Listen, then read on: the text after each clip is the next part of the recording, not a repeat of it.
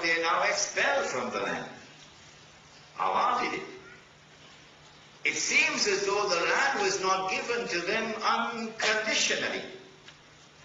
It seems very clear that the land was given to them conditionally, that there were conditions attached, and that they had violated those divine conditions. And when you violate the divine condition, even the President of the United States can't help you. Now let us see whether our theory or hypothesis is correct. Let us go to Surah Al-Anbiya, where Allah speaks and He says, وَلَقَدْ كَتَبْنَا فِي الزَّبُورِ مِنْ بَعْدِ الذِّكْرِ أَنَّ الْأَرْضَ يَرِثُهَا عِبَادِيَ الصَّالِحُونَ. And we sent it down in the Psalms of David, alayhi salam. And that came after we had sent it down in the Zikr, which is the Torah, which came to Moses, alayhi salam. What did we send down? أَنَّ الْأَرْضَ يَرِثُهَا عِبَادِيَ الصَّالِحُونَ. That only those who are my servants, and therefore who follow the religion of the Imam who I pointed, the religion of Ibrahim alayhi salam, which is Islam, only those who are my servants and who are righteous in their conduct, only they will inherit the Holy Land. Some people have difficulties in understanding what is righteousness. So maybe this lecture has come as an opportune moment for us to teach them what is righteousness. It is not righteousness that you turn your faces to this way or to that way. That's not righteousness. Righteousness is in your conduct. And if you drive the people out of their homes and out of the land in which they lived for no just cause other than they are Muslims, you drive them out and then you deny them for 50 long years. You deny them the right to return. That is not righteousness.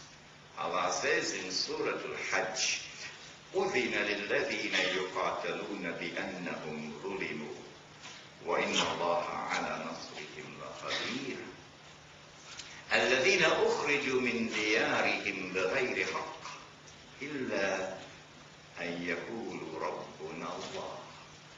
That when a people are driven out of their homes and out of the land in which they live, for no just cause other than they are Muslims, Allah gives them permission to wage war. Allah gives them permission to wage war in order to respond to this oppression. And Allah says that when you wage war, Allah is sufficient to come to your help so that you will eventually be victorious. And so one of the conditions for inheritance of the Holy Land is that you must be a servant of Allah, and therefore following the religion of Ibrahim alayhi salam. And number two, condition for inheritance of the Holy Land is that you must be righteous in your conduct. Not righteousness as defined by the Security Council of the UN. Righteousness as defined by the one who created all of mankind. Because they violated these conditions, they were thrown out of the Holy Land. But when we go to the Torah, we find that someone changed the word of Allah on this subject. And you'll find this quote in my book, The Religion of Abraham and the State of Israel. You'll also find it, of course, in this book.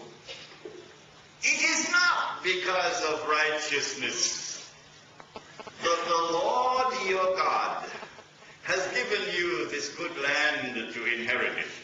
No. No. Not because of righteousness. Because you are a stiff-necked people. That is what is in the Torah.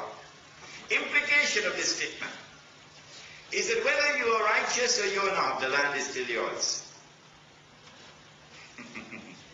Whether you follow the religion of Abraham or you abandon it, the land is still yours. That is the implication. That is false. And so now they are in Babylon, you remember? Weeping by the rivers of Babylon.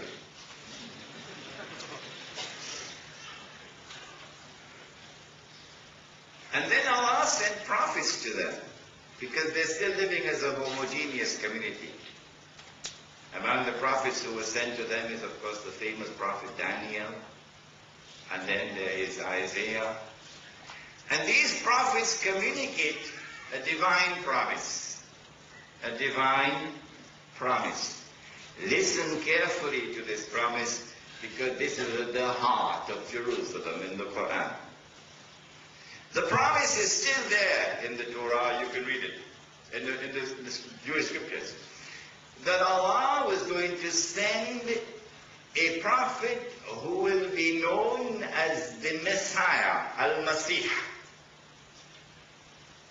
And when the Messiah comes, he will rule the world from the throne of David, alayhi salam. And therefore, the state of Israel. And therefore, Jerusalem, which is the capital city. And so when the Messiah comes, the Messiah will rule the world from Jerusalem. And secondly, that when the Messiah rules the world from Jerusalem, his rule will be eternal. And therefore this will be the end of history, not what Francis Fukuyama wrote. This is the end of history, when the Messiah comes. Now if you're in Babylon, and you get this promise from Allah, then the inescapable implications, you don't need a PhD from MIT to deduce this, is number one, in order for the Messiah to rule the world from Jerusalem, the first thing that the Messiah will do when he comes, or will have to do, would be number one, he'd have to liberate the Holy Land.